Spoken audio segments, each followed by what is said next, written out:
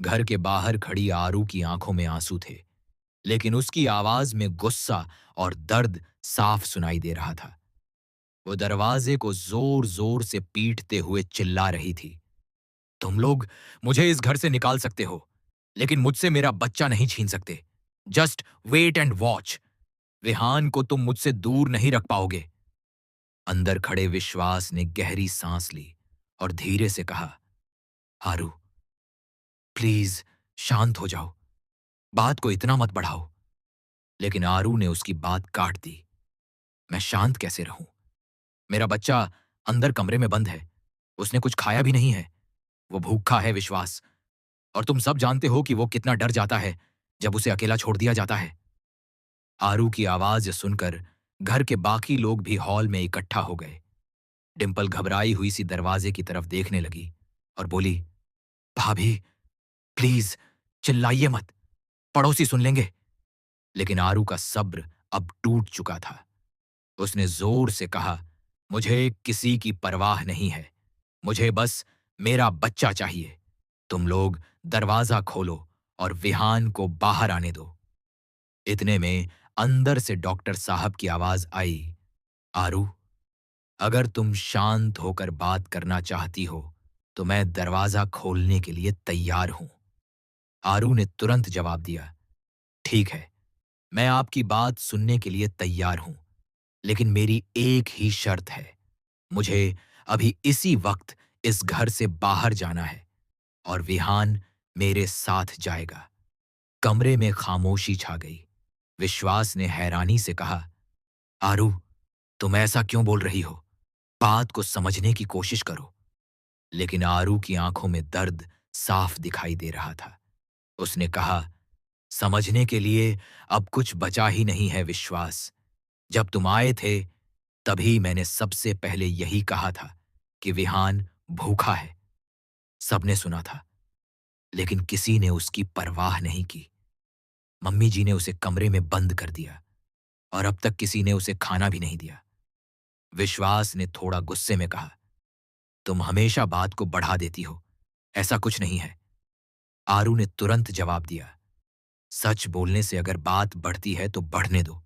सच यही है कि मेरा बच्चा अभी भी अंदर भूखा बैठा है। इतने में अचानक अंदर वाले कमरे से बहुत हल्की सी आवाज आई, मॉम।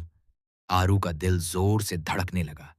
उसने घबराकर दरवाजे की तरफ देखा और जोर से कहा, सुना तुमने? वो विहान है। वो मुझे बुला रहा है। डिंपल की आंखों में भी डर साफ दिखने लगा। उसने धीरे से विश्वास से कहा, भैया, शायद हमें दरवाजा खोल देना चाहिए। लेकिन तभी विश्वास की मां सख्त आवाज में बोली, कोई दरवाजा नहीं खुलेगा। आरू ने हैरानी से उनकी तरफ देखा और कहा, आप ऐसा क्यों कर रही हैं मम्मी जी? वो आपका भी तो पोता है। उन्होंने ठंडी आवाज में जवाब दिया, अगर उसे अभी खाना मिल गया तो सब कुछ खत्म हो जाएगा। उनकी ये बात सुनकर कमरे में खड़े हर इंसान के चेहरे का रंग उड़ गया। आरू की आंखों में डर उतर आया, क्योंकि अब उसे समझ आने लगा था कि इस घर में सिर्फ उसका बच्चा ही बंद नहीं है, बल्कि कोई बहुत बड़ा राज भी बंद है। आरू के कानों में मम्मी जी की वह अजीब बात लगातार गूंज रही थी, अगर उसे अभी खाना मिल गया तो सब कुछ खत्म हो जाएगा। यह सुनते ही उसके दिल में एक अजीब सा डर बैठ गया। आखिर ऐसा क्या हो सकता है कि एक छोटे से बच्चे को खाना देने से सब कुछ खत्म हो जाए? आरू की आंखों में अब सिर्फ आंसू नहीं थे, बल्कि शक भी था। उसने गुस्से और घबराहट में दरवाजे को फिर से जोर से खटखटाया और चीखते हुए बोली, मम्मी जी, आप कैसी बातें कर रही हैं?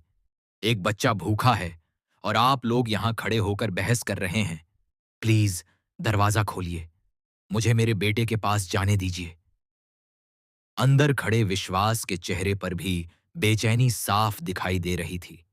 वह एक पल के लिए अपनी मां की तरफ देखने लगा, फिर धीरे से बोला, मां, शायद आरू सही कह रही है। अगर विहान सच में भूखा है तो हमें उसे खाना दे देना चाहिए। लेकिन मां की आंखों में अजीब सी सख्ती थी। उन्होंने बिना किसी झिझक के कहा, विश्वास, तुम बीच में मत पड़ो। जो मैं कर रही हूं वो इस घर के भले के लिए कर रही हूं। आरू यह सुनकर हैरान रह गई। उसने गुस्से से कहा, घर का भला? एक छोटे से बच्चे को भूखा रखकर घर का भला होगा? मुझे समझ नहीं आता कि आप लोग आखिर छुपा क्या रहे हैं। इतने में अंदर से फिर वही कमजोर सी आवाज सुनाई दी, मॉम, मुझे भूख लगी है। विहान की यह आवाज इतनी कमजोर थी कि जैसे वह बहुत देर से रो रो कर थक चुका हो। यह सुनते ही आरू की आंखों से आंसू बहने लगे। उसने रोते हुए कहा, बस, बहुत हो गया। अगर अभी दरवाजा नहीं खुला ना तो मैं पुलिस को बुला लूंगी। डिम्पल घबरा गई। उसने धीरे से मम्मी जी के पास जाकर कहा, मम्मी, बात अब हाथ से निकल रही है। अगर भाभी ने सच में पुलिस बुला ली तो बहुत बड़ी परेशानी हो जाएगी। लेकिन मम्मी जी अभी भी शांत थीं। उन्होंने धीमी आवाज में कहा, डिम्पल, तुम समझ नहीं रही हो। अगर आज दरवाजा खुल गया ना तो जो राज इतने सालों से छुपा हुआ है वो सबके सामने आ जाएगा। यह सुनते ही विश्वास चौंक गया।